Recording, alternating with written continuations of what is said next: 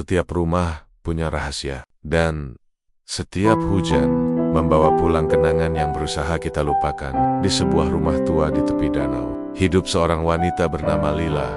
Sosok yang dikenal pendiam, misterius, tapi matanya menyimpan luka yang tak pernah sembuh. Hingga suatu hari, keponakannya, Dira, datang berkunjung. Ia tak tahu, langkah kecilnya ke rumah itu akan membuka lembaran masa lalu yang selama ini dikubur.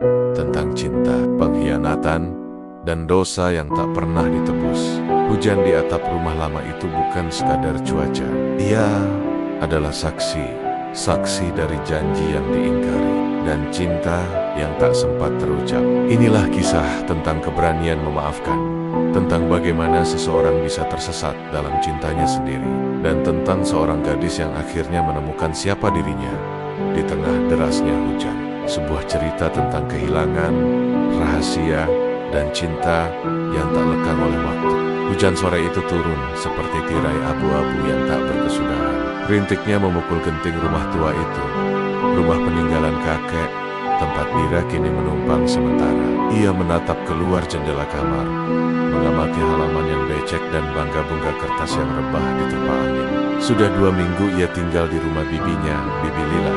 Setelah perceraian orang tuanya, rumah itu terasa sepi, meski selalu ada suara TV di ruang tamu. Bibi Lila tinggal di sana bersama suaminya, Om Bram, seorang pengusaha yang lebih sering pulang larut malam. Awalnya Dira merasa segan, tapi semakin lama, ia justru mulai merasa kasihan. Bibi Lila tampak seperti orang yang menunggu sesuatu setiap hari. Entah apa, Dira, tolong panggil om kamu. Ya, suara Bibi Lila terdengar dari dapur. Aroma sayur asam dan ikan goreng memenuhi udara. Dira mengintip ke ruang tamu, kosong. Televisi menyala, tapi kursinya kosong. Om belum pulang, Bi, jawab Dira pelan. Bibi Lila menatap jam dinding. Sudah hampir pukul 9 malam. Ia menghela napas, lalu mematikan kompor. Wayak, makan duluan aja. Nanti kalau dia pulang juga nggak akan mau makan. Dira diam. Ia tahu maksud kalimat itu bukan sekadar keluhan. Ada luka di dalamnya. Mereka makan berdua di meja panjang yang dingin. Di kursi seberang, piring Om Bram masih kosong. Sendoknya masih tertata rapi. Hujan makin deras, petir sesekali menggelegar. Menjelang tengah malam, Dira belum tidur. Ia mendengar suara keras dari ruang tamu. Suara Bibi, Bram, sampai kapan kamu begini? Hening beberapa detik, lalu terdengar nada marah. Aku capek. Lila, jangan atur aku. Dira mendekat, tapi berhenti di balik tembok. Ia hanya bisa mendengar potongan suara. Selalu ada alasan, rapat, klien, proyek. Kamu pikir aku nggak tahu kamu di mana? Jangan mulai lagi, Lila.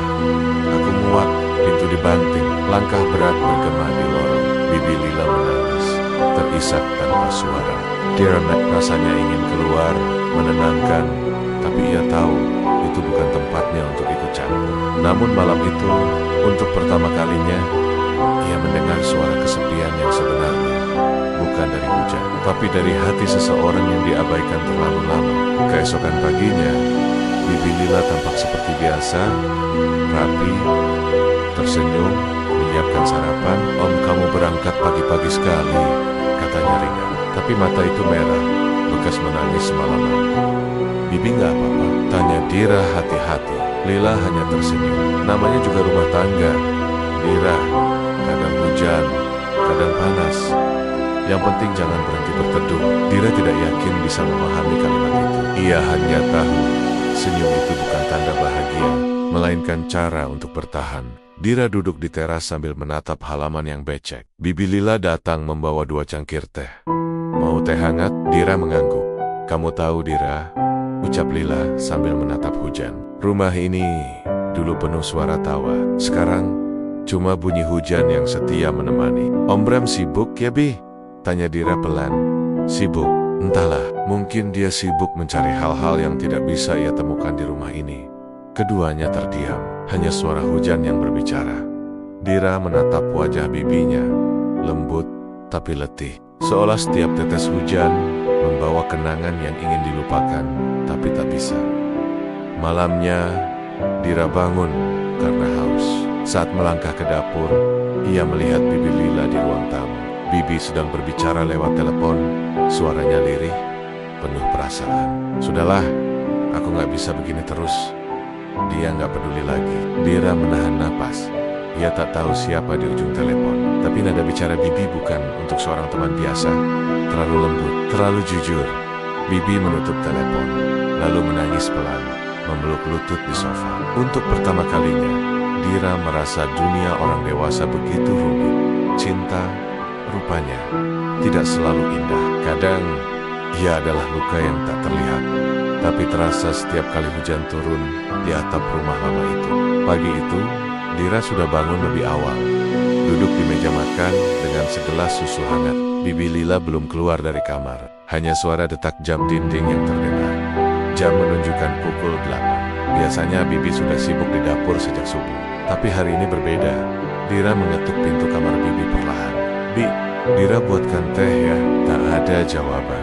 Dira ragu, tapi dorongan rasa ingin tahu membuatnya membuka pintu sedikit. Kamar itu rapi, tapi ada selembar surat terbuka di meja rias. Tulisan tangan yang tegas dan sedikit miring. Nama di atasnya membuat dada Dira berdebar. Untuk Lila. Dari Bram, ia menatap surat itu sebentar, lalu menembak, "Lila, aku minta maaf kalau selama ini kau merasa aku menjauh. Aku hanya lelah. Hidup bersama seseorang yang selalu menuntut, selalu kuraga, membuat aku sesat. Aku butuh ruang. Mungkin sudah saatnya kita jujur. Perasaan itu sudah pudar. Aku nggak bisa berpura-pura lagi." Tangan Dira gemetar. Ia cepat-cepat meletakkan kembali surat itu saat mendengar suara langkah dari belakang. Bibi Lila berdiri di ambang pintu, matanya sembab, wajahnya datar. "Kamu baca surat itu?" tanyanya pelan. Dira terdiam. Sedikit, Bi. Maaf, aku tak sempat menyelesaikan kalimat." Bibi Lila berbalik, berjalan ke arah jendela. "Sudah, gak apa-apa. Lagi pula, semua orang di rumah ini pasti bisa merasakan ada yang salah." Siang harinya, suara mobil berhenti di halaman. Om Bram pulang, hal yang jarang terjadi di tengah hari. Begitu masuk, ia langsung disambut Bibi Lila di dapur.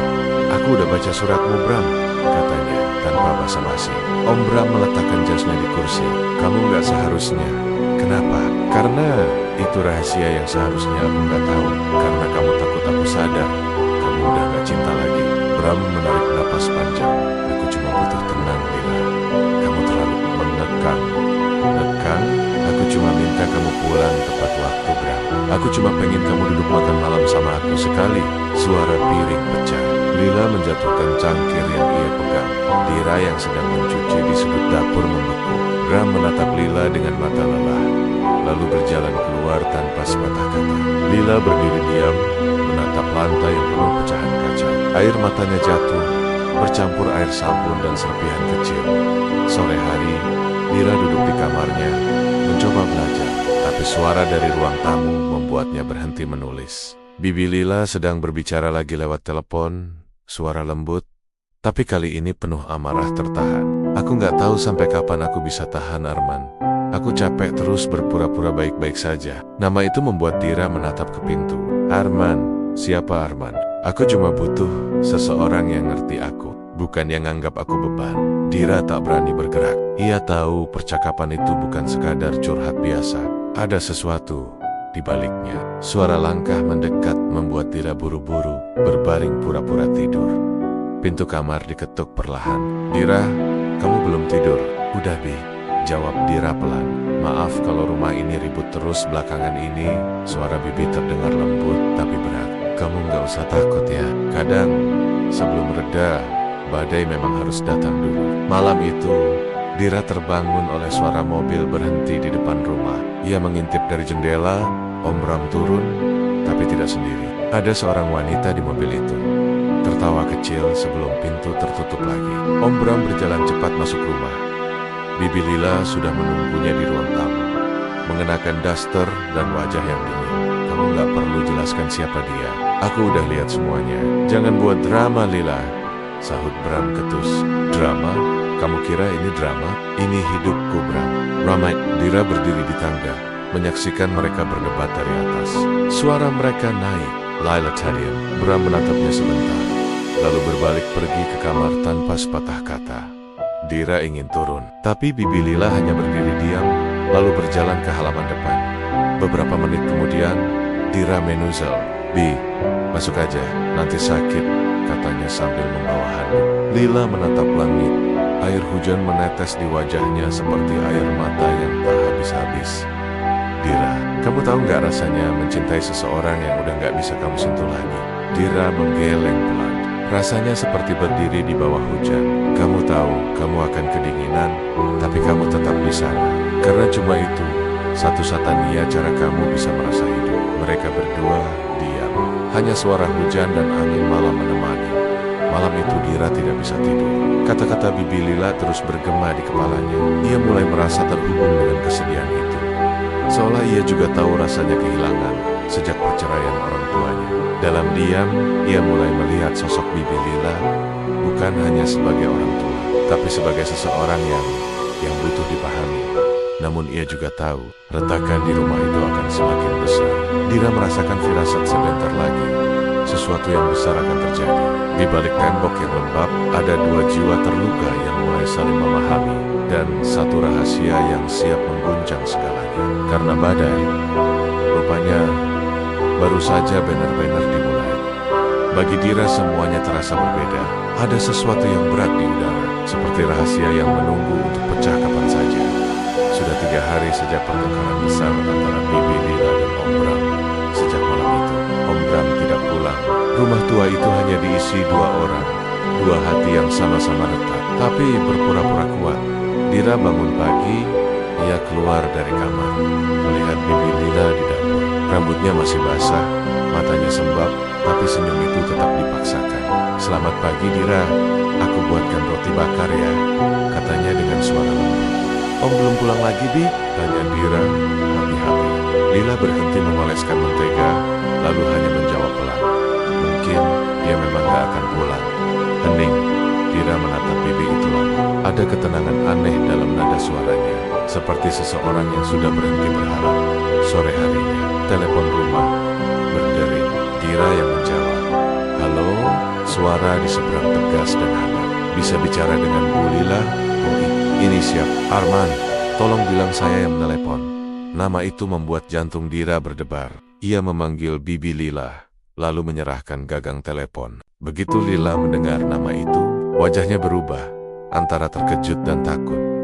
Dira berusaha tidak mencuri dengar, tapi suaranya cukup jelas dari ruang tamu. "Kenapa kamu telepon lagi, Arman? Aku cuma pengen tahu kamu baik-baik aja." "Jangan, tolong, ini udah rumit. Aku nggak mau tambah masalah." "Lila, kamu nggak salah.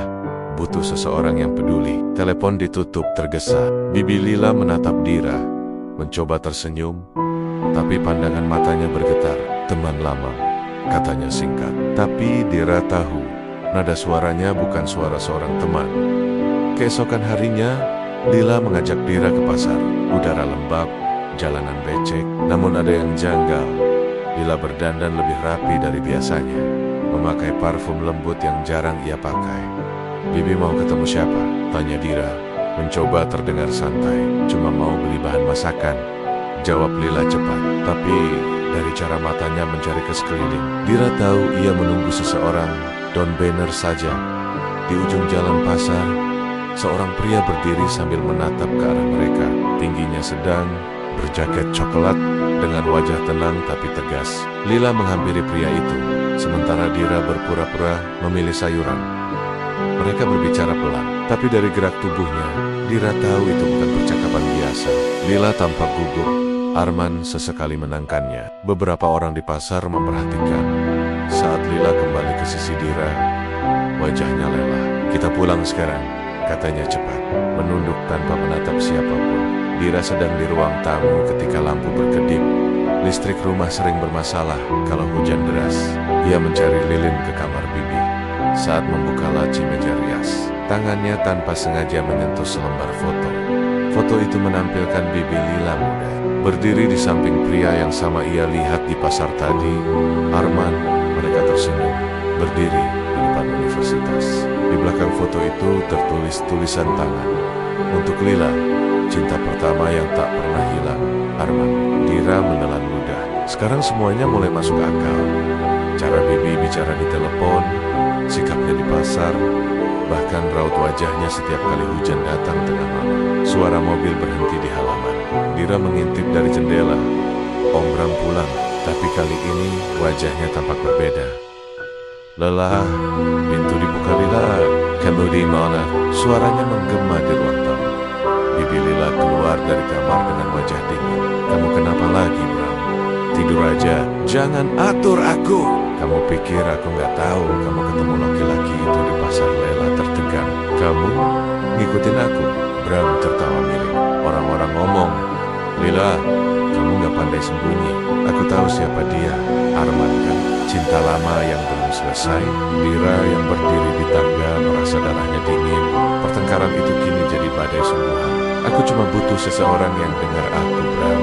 Jadi kamu nyari laki-laki lain buat dengerin kamu. Setidaknya dia nggak memperlakukan aku kayak bayangan di rumah sendiri. Dira menutup telinganya. Air mata jatuh tanpa ia sadari. Beberapa jam kemudian, rumah kembali sunyi. Bram tertidur di sofa, Lila duduk di teras, wajahnya kosong. Hujan sudah berhenti, tapi langit masih kelabu. Dira datang membawa selimut. Bibi, Lila menatap ke depan. Dira, kamu tahu nggak? Kadang cinta nggak mati. Dia cuma berubah bentuk. Dari hangat jadi luka, dari harapan menjadi penyesalan. Dira duduk di sampingnya. Bibi masih cinta sama Om. Lila terdiam lama, lalu menggeleng pelan. Aku nggak tahu. Mungkin aku cuma cinta kenangan tentang dia. Angin berembus pelan, membawa aroma tanah basah. Di kejauhan, suara petir terakhir terdengar. Tanda badai malam itu benar-benar berakhir. Tapi di hati mereka, badai itu belum selesai. Beberapa hari kemudian, Dira menemukan Bibi menulis surat. Untuk Arman, tertulis di bagian atas. Lila melipatnya rapi, lalu menyimpannya di laci. Aku nggak akan kirim surat ini, katanya lirik. Kenapa? Karena kalau aku kirim, aku akan benar-benar kehilangan diriku sendiri. Hujan kembali turun sore itu, membasahi genting tua dan halaman kecil di depan rumah. Bram belum benar-benar sadar. Dira belum tahu harus berpihak pada siapa. Dan Lila terjebak antara masa lalu dan kenyataan yang retak. Karena setelah ini akan ada keputusan besar yang mengubah segalanya. Sudah seminggu berlalu sejak malam itu. Om Bram jarang pulang. Jikapun datang hanya sebentar, sekadar mengambil pakaian atau dokumen, lalu pergi lagi tanpa sepatah kata. Rumah itu terasa hampa. Dira mulai terbiasa dengan suara pintu yang tak lagi berderit, karena seringnya tak dibuka. Tapi sore ini, sebuah suara dari depan rumah memecah keheningan itu. Suara yang tak asing bagi Dira. Dira sedang menyapu teras ketika sebuah mobil berhenti di depan pagar. Seorang pria keluar, mengenakan kemeja abu dan jaket coklat. Arman, permisi, ini rumah Bu Lila? Tanyanya, sopan. Dira menelan ludah, jantungnya berdebar. Iya, benar, tapi Bibi lagi di belakang. Mau saya panggilkan? Sebelum Dira sempat berbalik, Bibi Lila muncul dari arah dapur. Begitu melihat Arman, langkahnya terhenti. Mata mereka bertemu. Sunyi, hanya angin sore yang menggesek dedaunan mangga di halaman. Aku cuma mau memastikan kamu baik-baik saja, kata Arman perlahan. Seharusnya kamu gak datang ke sini, balas Lila. Suaranya tegas tapi gemetar. Dira menatap mereka bergantian. Ada ketegangan yang sulit dijelaskan. Seperti dua orang yang sudah terlalu lama menahan sesuatu yang seharusnya diucapkan sejak lama. Lila akhirnya mempersilahkan Arman masuk. Dira duduk di ruang belakang, pura-pura membaca buku, tapi telinganya menangkap percakapan mereka. Arman, Lila, aku tahu kamu berusaha bertahan, tapi kamu kelihatan lelah. Lila, aku gak butuh dikasihani, Arman. Aku cuma pengen semua ini tenang. Arman, tenang. Kamu hidup di rumah yang udah gak punya cinta, Lila. Lila, dan kamu pikir aku harus kabur, ninggalin semua ini? Itu bukan solusi.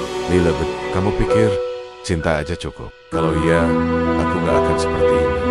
Arman menatapnya lama. Tapi kamu masih mencintaiku kan? Lila Teddy, matanya bergetar. Bibirnya ingin berkata sesuatu, tapi pintu depan tiba-tiba terbuka. Om Bram berdiri di ambang pintu. Wajahnya pucat dan lelah. Tangannya masih memegang kunci mobil. Matanya menatap lurus pada Arman. Bagus, jadi ini benar, katanya dingin. Bram, tolong dengar dulu. Dengar apa lagi, Lila? Aku udah dengar semuanya dari orang-orang. Ternyata kamu emang gak bisa nunggu aku pulang ya. Dira bangkit dari kursinya, tapi tak berani mendekat. Suasana jadi hening dalam sekejap. Arman, Pak Bram, saya datang bukan untuk cari menenangkan suasana. Bram, kamu pikir saya tak tahu? Kamu datang ke rumah saya, ketemu istri saya, mau ada perlu apa? Bram melangkah maju. Arman menahan diri. Lila berdiri di antara mereka. Cukup, jangan ada yang nyentuh siapapun. Tapi Bram sudah kehilangan kendali. Ia menyuruh Arman pergi, keluar dari rumah saya. Arman menarik napas panjang, lalu berkata pelan, baik, saya pergi. Tapi dengar ini Bram, kadang orang yang kamu abaikan bisa menemukan arti hidupnya di tempat lain. Kata-kata itu membuat Lila memejamkan mata. Arman berjalan keluar tanpa menoleh. Bram menatap istrinya, lalu berkata dingin, mulai hari ini, aku gak akan pulang lagi. Malamnya, Dira melihat Bibi Lila duduk di ruang tamu sendirian, menatap pintu yang masih setengah terbuka. Bibi, mau aku tutup pintunya? Tanya Dira. Biar aja, mungkin angin bisa masukin sesuatu yang hilang dari rumah ini. Dira duduk di sampingnya. Bibi nyesel ketemu Pak Arman. Lila menghela napas panjang. Yang kusesali bukan pertemuannya, Dira, tapi kenapa aku gak jujur pada diriku sendiri lebih cepat. Hening beberapa saat, lalu Lila melanjutkan, kadang kita bertahan bukan karena cinta, tapi karena takut dibilang gagal. Dan aku terlalu lama pura-pura kuat. Air matanya jatuh tanpa suara. Beberapa hari setelah kejadian itu, Dira masuk ke kamar Bibi untuk mengambil selimut. Tanpa sengaja, ia menemukan amplop kecil di bawah bantal, bertuliskan, untuk Arman, dari Lila. Tapi surat itu sudah terbuka, kosong di dalamnya. Di meja, ada lembaran kertas lain, dengan tulisan tangan Bibi. Aku gak bisa memilih di antara masa lalu dan masa kini, tapi aku bisa memilih untuk berhenti menyakiti diriku sendiri. Dira menggenggam surat itu. Ia tahu, Bibi Lila sedang menyiapkan sesuatu. Mungkin kepergian, mungkin keputusan besar. Malam ketiga setelah Bram pergi, suara mobil berhenti di depan rumah. Dira berlari ke jendela. Arman berdiri di gerbang, memegang payung. Lila keluar dengan jas hujan tipis. Arman, aku tahu aku seharusnya gak datang lagi. Tapi, aku gak bisa biarkan kamu sendirian terus. Lila, aku gak sendirian. Aku punya Dira, dan aku punya diriku sendiri. Arman, kamu yakin kamu kuat? Lila, kali ini, ya, mereka berdiri lama di bawah hujan. Tak ada ucapan. Hanya dua orang yang akhirnya mengerti bahwa cinta yang tidak disertai kejujuran hanya akan menjadi beban. Arman akhirnya pergi. Dira mengintip dari balik jendela, melihat wajah Bibi yang basah oleh hujan, tapi tampak lebih tenang dari sebelumnya. Keesokan harinya, seorang kurir datang membawa amplop besar. Di depan rumah, Lila membukanya perlahan. Surat gugatan cerai dari Bram. Dira berdiri di belakangnya, tak tahu harus berkata apa. Lila membaca sampai selesai, lalu menatap langit yang mendung. Sepertinya Tuhan akhirnya jawab doaku, katanya lirik. Doa APA, doa untuk diberi kesempatan mulai lagi dari awal, meski harus kehilangan segalanya. Sorry, tidak seperti badai minggu lalu. Kali ini terasa seperti menghapus jejak langkah yang lama, membuka halaman baru. Dira melihat Bibi Lila tersenyum tipis untuk pertama kalinya. Bukan senyum bahagia, tapi senyum orang yang akhirnya berani berdamai dengan dirinya sendiri. Namun di ujung jalan, bayangan mobil hitam berhenti sejenak, lalu melaju perlahan. Om Bram menatap dari balik kaca, dan Dira tahu kisah ini belum selesai. Badai mungkin sudah reda, tapi arus di bawahnya baru saja bergerak. Sudah beberapa hari sejak surat itu datang. Rumah yang dulu terasa penuh bayangan, kini perlahan menjadi tempat yang sepi tapi jujur. Tak ada lagi suara pertengkaran, tak ada langkah kaki larut malam. Namun, keheningan itu justru membuat setiap bunyi hujan terdengar lebih menusuk dari sebelumnya. Dira mulai bisa membaca suasana hanya dari cara Bibi Lila menatap langit. Kalau pandangannya kosong, berarti pikirannya sedang kembali pada masa lalu. Kalau matanya tajam, berarti ia sedang berusaha meyakinkan diri bahwa semua baik-baik saja. Tapi sore itu, sesuatu berubah. Bibi Lila duduk di teras sambil menatap amplop di tangannya. Logo di sudut kanan bertuliskan, Pengadilan Agama Kota. Hari itu mendung. Dira ikut menemani Bibi Lila ke pengadilan.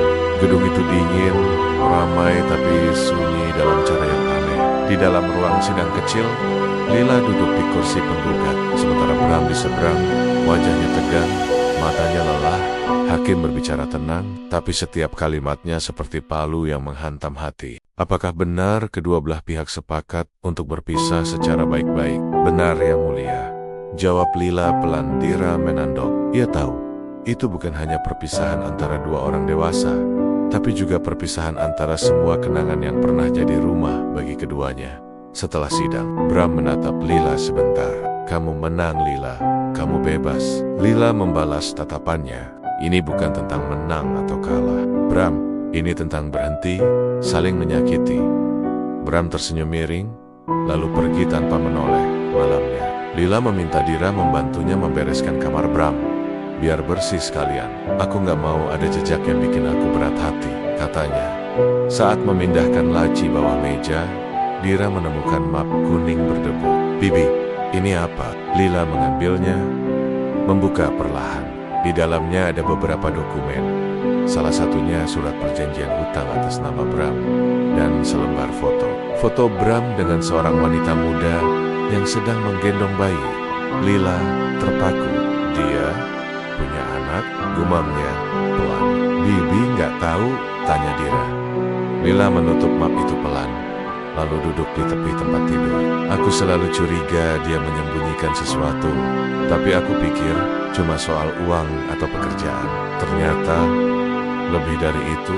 Air matanya jatuh, bukan karena cemburu, tapi karena kesadaran pahit bahwa semua perjuangan yang ia pertahankan ternyata sudah lama kehilangan makna.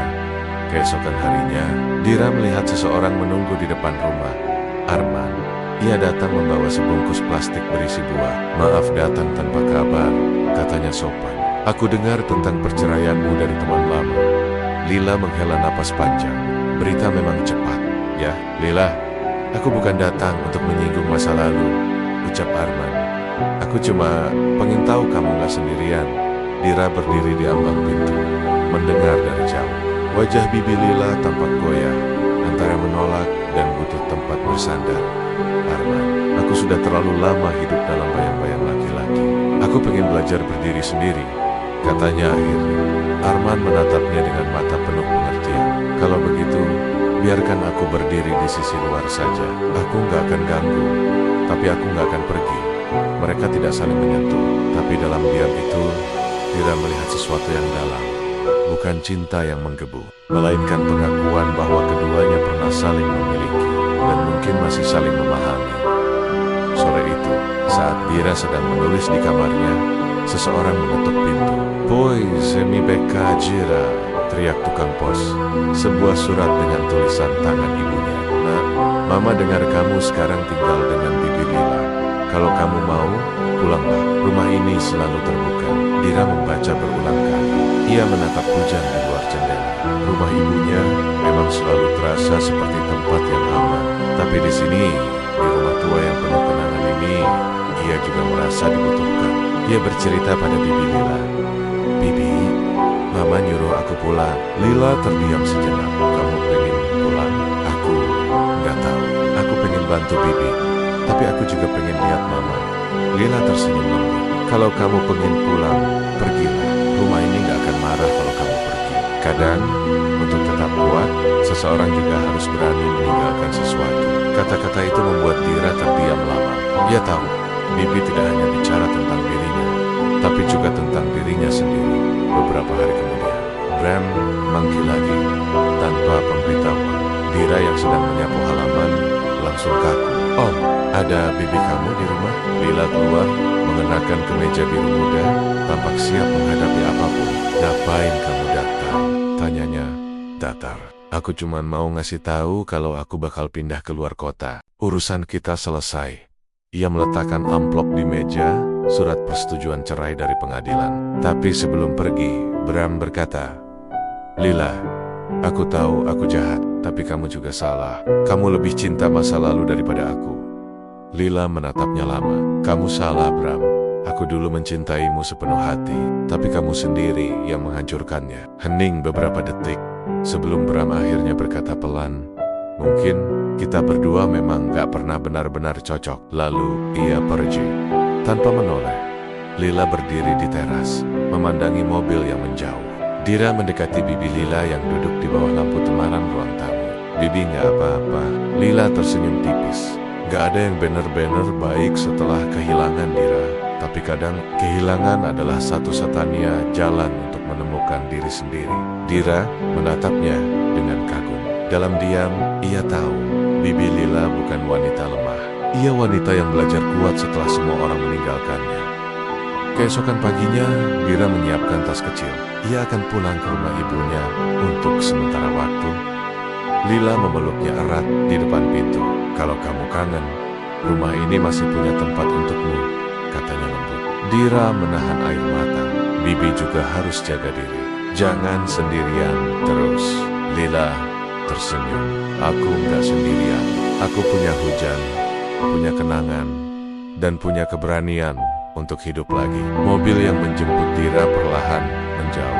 Lila berdiri di depan rumah, menatap langit yang mulai cerah. Untuk pertama kalinya setelah lama, hujan berhenti. Rumah tua itu kini benar-benar sunyi, tapi bukan lagi tempat yang menakutkan. Ia menjadi saksi dari akhir sebuah kisah dan awal dari perjalanan baru. Di ruang tamu, di antara tumpukan foto lama, foto Lila, Bram, dan Dira tersenyum di taman bertahun-tahun lalu. Lila mengambilnya, tersenyum samar. 1 bulan sudah berlalu sejak Dira meninggalkan rumah tua itu. Kini ia kembali tinggal bersama ibunya di kota, mencoba menjalani kehidupan normal. Tapi entah kenapa, setiap kali hujan turun, pikirannya selalu melayang ke rumah itu, ke suara atap yang berisik, aroma kayu lembab, dan sosok Bibi Lila yang selalu duduk menatap langit. Sore itu, saat Dira pulang dari kampus, ia mendapati ibunya sedang menatap layar ponsel dengan wajah tegang. "Kenapa, Mama?" tanya Dira. Sang ibu menyerahkan ponselnya. Di layar, ada pesan dari tetangga lama mereka. "Bu, saya lihat rumah Mbak Lila sepi sekali. Sudah 3 hari lampunya padam. Nggak ada tanda-tanda orang di dalam." Jantung Dira langsung berdegup kencang. "Bibi nggak di rumah," ibunya menggeleng. "Mungkin keluar kota." Tapi biasanya dia bilang kan. Tanpa berpikir panjang, Dira langsung berkata, "Ma, besok aku mau ke sana." Keesokan paginya, Dira menempuh perjalanan 2 jam menuju rumah lama itu. Begitu sampai, suasananya membuat bulu kuduknya berdiri. Pagar berkarat, halaman penuh daun kering, dan jendela yang separuh terbuka. Tak ada suara, tak ada tanda kehidupan. Ia mengetuk pintu berkali-kali. "Bibi, ini Dira." Tak ada jawaban. Saat hendak pergi, matanya menangkap sesuatu yang terselip di bawah pintu. Selembar amplop coklat. Tulisan di depannya hanya 1 kata. Dengan tangan gemetar, ia membuka surat itu. "Nak Dira, kalau kamu baca surat ini, mungkin Bibi sudah gak ada di rumah. Ada hal yang harus Bibi selesaikan. Sesuatu yang dulu Bibi sembunyikan, bahkan dari dirimu. Jangan khawatir, Bibi baik-baik saja. Tapi tolong, jangan cari Bibi dulu. Ada rahasia yang harus kamu temukan sendiri di rumah ini." Lila. Dira menatap surat itu lama. Rahasia. Apa maksudnya? Penasaran, Dira masuk ke rumah dengan kunci cadangan yang selalu ia simpan. Di dalam, bau debu dan kayu lembab menyeruak. Semua barang masih seperti dulu. Bahkan cangkir teh di meja masih ada bekas noda di dasarnya. Ia mulai mencari petunjuk. Di kamar Bibi, di bawah ranjang, ia menemukan sebuah kotak kayu kecil, terkunci. Tapi di sampingnya, ada catatan kecil. "Kunci ada di tempat kenangan pertama kali aku dan Bram berjanji." Dira berpikir keras. Kenangan pertama mereka.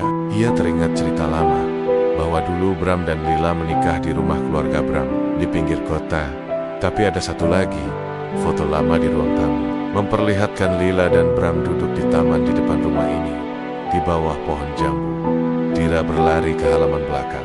Di bawah pohon jambu yang sudah berlumut, ia mulai menggali sedikit tanah dengan tangan. Dan benar, ia menemukan kunci kecil berkarat dengan tangan gemetar.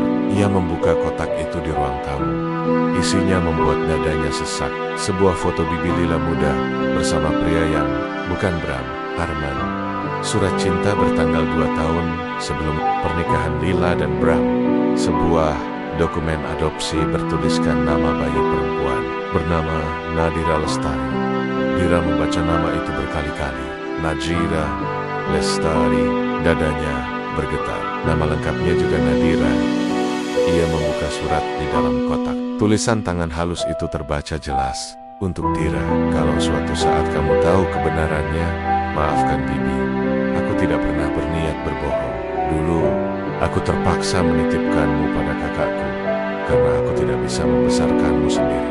Arman tidak tahu kamu lahir. Bram hanya tahu kamu anak saudaraku. Tapi, sebenarnya, kamu darah dagingku. Kertas itu jatuh dari tangan Dira. Ia terduduk, air matanya jatuh tanpa bisa ditahan. Anak, Bibi Lila. Malam itu, Dira tak bisa tidur. Ia duduk di ruang tamu rumah lama itu.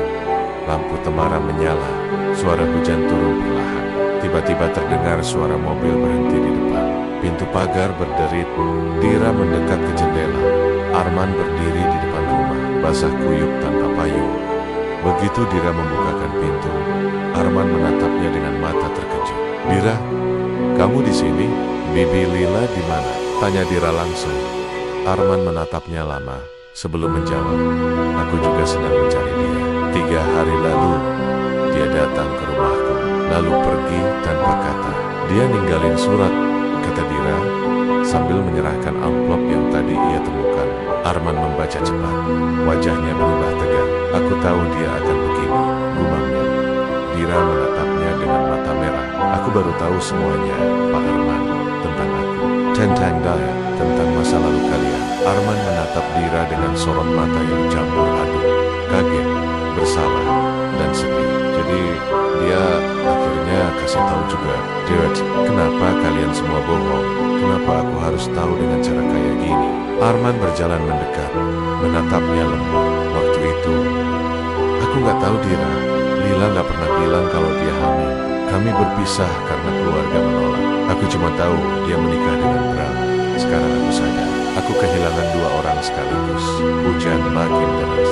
Arman menunduk, menahan emosi. Aku akan bantu cari dia, katanya akhirnya. Dira mencari di kamar Bibi benda-benda lain yang bisa jadi petunjuk. Di loji kasir, ia menemukan ponsel lama yang sudah retak layarnya. Saat dinyalakan, ada satu pesan yang belum dibuka, tertanggal 3 hari lalu. Pengirim, nomor tanpa nama.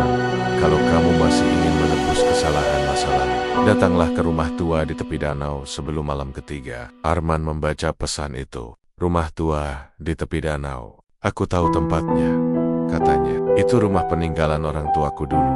Dulu, Lila sering ke sana kalau ingin menyendiri. Tanpa pikir panjang, mereka memutuskan pergi malam itu juga.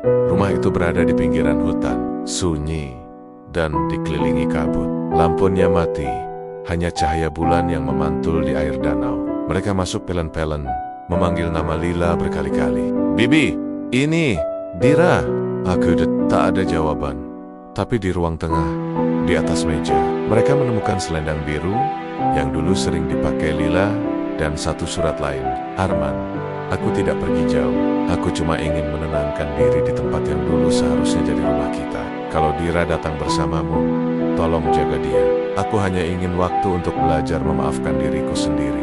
Jangan khawatir, aku akan kembali setelah aku siap. Dira memeluk selendang itu erat-erat. Air matanya mengalir deras. Mereka keluar ke tepi danau, berdiri di bawah langit yang dipenuhi kabut. Air tenang, tapi Dira merasa seolah ada banyak hal belum selesai.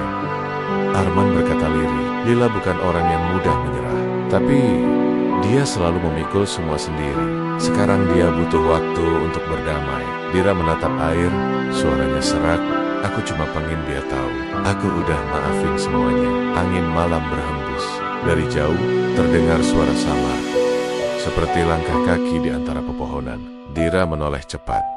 Bibi, tapi tak ada siapapun di sana. Hanya kabut tebal yang bergulung. Mereka memutuskan menunggu hingga pagi di rumah tepi danau itu. Dira menatap air yang memantulkan bayangan langit kelabu. Di dalam hatinya, ia tahu pencariannya belum selesai. Di bawah bisikan hujan, ia berjanji dalam hati, aku akan temukan Bibi, entah dimanapun dia berada. Karena sekarang aku tahu, aku bukan cuma keponakannya. anaknya, dan di kejauhan, di balik kabut yang menutupi danau, sesosok wanita tampak berdiri memandangi mereka dalam diam, lalu perlahan menghilang di balik kabut. Dira berdiri di depan rumah tua itu, memandangi air yang tenang, tapi terasa menyimpan sesuatu. Semalaman ia dan Arman tidak tidur. Mereka menunggu, berharap bibi Lila akan muncul, tapi sampai matahari terbit, tak ada tanda-tanda kehadirannya. Yang tersisa hanya surat itu dan selendang biru yang masih lembab oleh embun. Saat Dira berjalan ke sisi belakang rumah, ia menemukan batu besar yang tampak baru digeser. Ada sesuatu di bawahnya, selembar kertas plastik berisi tulisan tangan Lila untuk Dira dan Arman. Jika kalian membaca ini, berarti aku benar-benar pergi mencari sesuatu yang sudah lama hilang. Ada satu nama yang harus kalian cari, Sinta. Dia tahu kebenaran yang bahkan aku sembunyikan dari diriku sendiri. Dira menatap Arman, bingung. Siapa Sinta? Arman menarik napas panjang. Dia sahabat Lila waktu muda. Tapi setelah Lila menikah dengan Bram, mereka berhenti bicara. Aku dengar Sinta pindah ke kota kecil di selatan. Dira mengepalkan tangan. Kita harus cari dia. Arman mengangguk. Tapi hati-hati Dira. Ada hal-hal dari masa lalu yang kadang lebih menyakitkan dari yang kita kira. Perjalanan ke kota kecil itu memakan waktu berjam-jam. Jalanan berliku, udara lembab, dan hujan turun hampir tanpa jeda. Dira duduk diam di kursi depan mobil Arman. Pikirannya bercampur aduk antara marah, takut, dan rindu. Sesekali Arman melirik ke arah Dira. Kamu mirip Lila waktu muda, katanya. Tiba-tiba Dira menatapnya, matanya sembuh. Kalau benar aku anaknya, kenapa dia nggak pernah bilang dari dulu? Arman menjawab lirik. Mungkin karena cinta juga bisa jadi bentuk ketakutan. Dira, kadang kita terlalu sayang sampai takut kehilangan segalanya. Mereka terdiam sampai mobil berhenti di depan rumah sederhana, di pinggir jalan, rumah Sinta.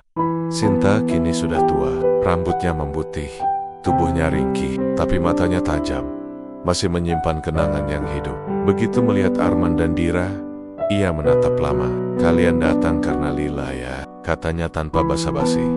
Dira mengangguk. Bibi, maksud saya, Ibu Lila menghilang. Dia ninggalin surat, nyuruh kami cari ibu. Sinta menghela napas panjang. Akhirnya dia berani juga menghadapi masa lalunya. Ia mempersilahkan mereka duduk, lalu mulai bercerita dengan suara pelan tapi jelas. Dulu, waktu Lila muda, dia jatuh cinta pada Arman. Kamu, nak, tapi keluarga Bram mengancam. Katanya kalau Lila nggak menikahi Bram, mereka akan menghancurkan nama baik keluarganya. Lila pasrah, menikah tanpa cinta. Tapi saat itu, dia sudah mengandung anakmu, Arman. Dia pikir setelah menikah, semuanya akan baik-baik saja. Tapi Bram tahu, dan dia tidak pernah memaafkan Lila. Sejak itulah hidupnya jadi neraka. Arman memejamkan mata, rahangnya mengeras. Dira menggigit bibir, menahan air mata. Sinta melanjutkan, saat kamu lahir, Bram memaksa Lila menyerahkanmu ke saudaranya dengan alasan menjaga nama baik. Laila menuruti, tapi sejak itu, dia kehilangan semangat hidup. Dira memeluk lututnya, air mata jatuh tanpa suara. Jadi, semua yang dia lakukan, semua kebohongan itu, karena dia pengen aku punya hidup yang lebih baik. Sinta mengangguk pelan. Dia mencintaimu dengan caranya yang paling menyakitkan. Sinta mengambil kotak tua dari lemari dan menyerahkan kepada Dira. Lila titip ini bertahun-tahun lalu. Katanya, kasih ke anaknya kalau waktu sudah tepat. Di dalamnya ada foto-foto lama. Lila muda tersenyum di samping Arman. Foto bayi kecil di pangkuannya.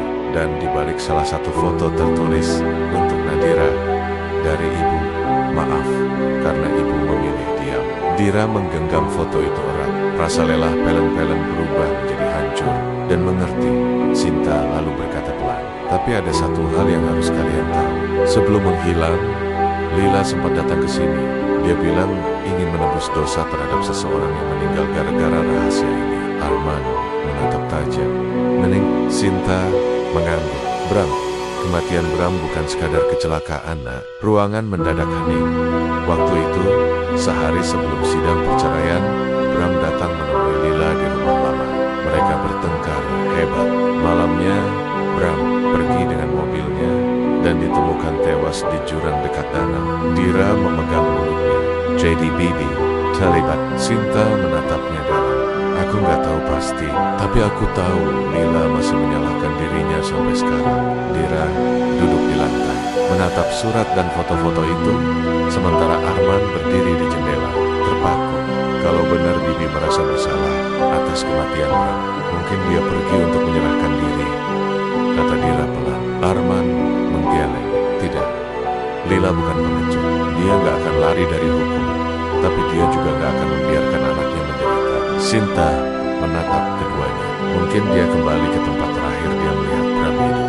Tapi malam itu juga mereka kembali ke danau. Angin berembus kencang, kabut makin tebal. Rumah di tepi danau masih sepi, tapi sesuatu terasa berbeda.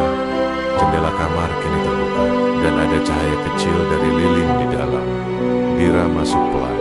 Di atas meja ada buku harian terbuka dengan tulisan terakhir yang masih basah oleh tinta. Aku tidak membunuh Bram, tapi aku juga tidak menyelamatkannya. Malam itu, aku berteriak agar dia berhenti.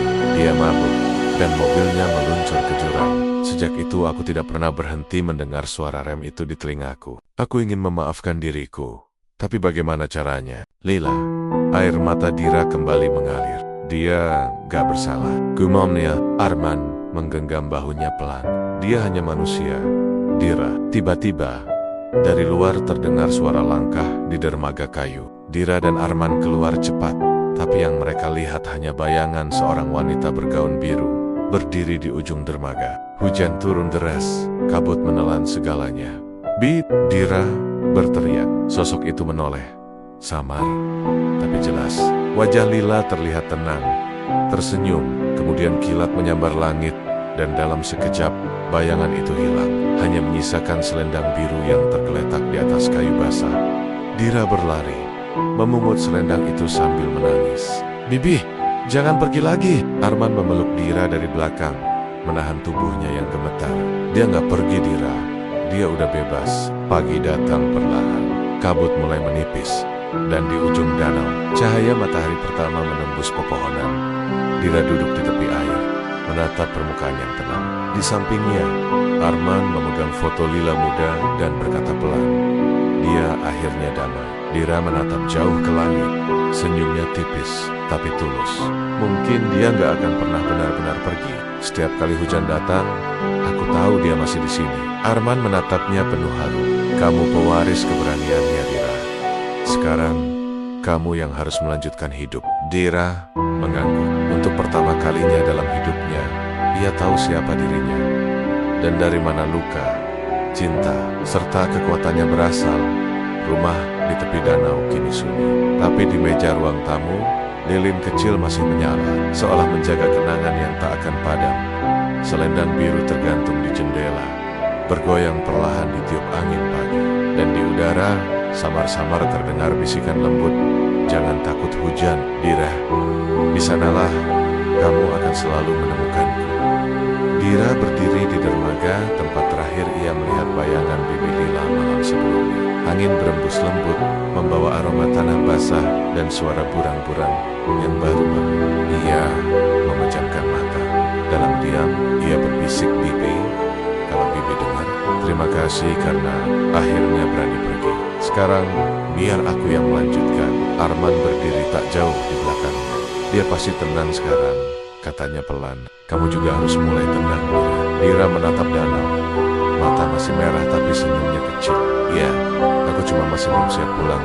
Rasanya kayak kalau aku pergi, aku ninggalin dia lagi. Arman menatap langit yang mulai cerah. Kadang, pergi juga bentuk pulang. Dira dan Arman mulai membereskan rumah kecil di tepi danau itu. Mereka menemukan banyak barang peninggalan Lila. Buku-buku tua, kain selendang, foto-foto lama yang warnanya mulai pudar. Setiap benda terasa seperti potongan cerita yang belum selesai. Dira memegang sebuah buku harian lain yang tersembunyi di bawah lemari. Halaman terakhir berisi tulisan pendek. Kalau suatu hari Dira membaca ini, tolong jangan biarkan hidupmu berhenti di masa lalu. Aku pernah terjebak di sana terlalu lama. Jangan ulangi kesalahanku. Kalimat itu membuat Dira diam lama. Ia sadar, pesan itu bukan hanya perpisahan, tapi juga izin untuk hidup. 2 minggu kemudian, Dira memutuskan kembali ke rumah tua, tempat semuanya dimulai. Rumah dengan atap seng yang selalu berisik setiap kali hujan datang. Pagar sudah berkarat, halaman mulai ditumbuhi rumput liar. Tapi begitu membuka pintu, aroma familiar menyambutnya. Kayu lembab, kopi yang sudah lama tumpah di lantai, dan kehangatan yang entah kenapa masih terasa. Di ruang tamu, ia menatap kursi tempat Bibi Lila biasa duduk. Kini kosong, tapi seperti masih menyimpan bayangan seseorang yang menunggu. Dira membersihkan debu di meja, lalu menyalakan lilin kecil. "Bibi, aku pulang," katanya pelan. Suara hujan di atap mulai terdengar, lembut, tidak sekeras dulu. Malam itu, Dira duduk di depan jendela dengan album foto lama. Setiap lembar membuka kenangan baru. Lila muda tertawa di taman. Lila memegang bayi kecil. Foto Dira kecil yang ternyata dulu selalu disimpan diam-diam. Tiba-tiba, listrik padam. Rumah jadi gelap, hanya diterangi cahaya lilin. Angin meniup gorden, membuat bayangan bergerak di dinding. Dan untuk sekejap, Dira melihat siluet seseorang duduk di kursi. Lembut, samar, tersenyum. "Bibi," suaranya bergetar. Bayangan itu menatapnya, lalu seolah menjawab tanpa suara, "Sudah cukup menangis, Dira. Waktunya kamu hidup." Lilin bergoyang, lalu padam. Tapi hati Dira justru terasa tenang. Keesokan harinya, seseorang mengetuk pintu. "Selamat pagi, Nona Nadira Lestari?" tanya seorang pria berjas, memperkenalkan diri sebagai pengacara keluarga Bram. Ia menyerahkan map berisi surat wasiat dari Lila. Dira membuka dengan tangan bergetar. Isinya singkat tapi bermakna. "Aku meninggalkan rumah ini dan semua yang ada di dalamnya untuk Dira. Bukan sebagai warisan, tapi sebagai tempat untuk belajar memaafkan. Jangan jual rumah ini. Jadikan tempat ini rumah bagi siapapun yang kehilangan arah. Seperti dulu rumah ini menampung." Dira menutup surat itu perlahan. Air matanya menetes, tapi kali ini bukan karena sedih, melainkan lega. Beberapa hari kemudian, ibunya Lila datang dari kota setelah mendengar semuanya. Wajahnya dingin, tapi ada kesedihan di matanya. "Dira, kamu yakin mau tetap di rumah ini? Semua yang terjadi berat." Dira menatapnya. "Aku tahu, Ma, tapi aku udah gak bisa terus lari dari cerita ini. Aku pengen jaga rumah ini. Aku pengen jaga kenangan ibu Lila." Ibunya menunduk lama sebelum menjawab. "Lila terlalu keras pada dirinya sendiri. Dulu aku juga marah sama dia, karena dia lebih memilih diam daripada minta bantuan. Tapi sekarang, aku sadar, dia cuma pengen kamu aman." Dira mendekat dan memeluk ibunya. "Sekarang aku aman, Ma, karena aku akhirnya tahu siapa aku." Beberapa hari kemudian, Arman berpamitan. "Aku dapat tawaran kerja di luar negeri, tapi sebelum pergi, aku mau bilang sesuatu." Dira menatapnya, tersenyum kecil. "Aku tahu, Pak. Bapak gak perlu minta maaf." Arman menggeleng, tersenyum getir. "Aku tetap harus bilang, aku kehilangan banyak waktu, Dira. Tapi mulai hari ini, aku janji gak akan hilang lagi. Aku akan tetap jadi ayahmu, kalau kamu mau." Dira memeluknya erat. "Aku mau. Aku butuh ayah juga."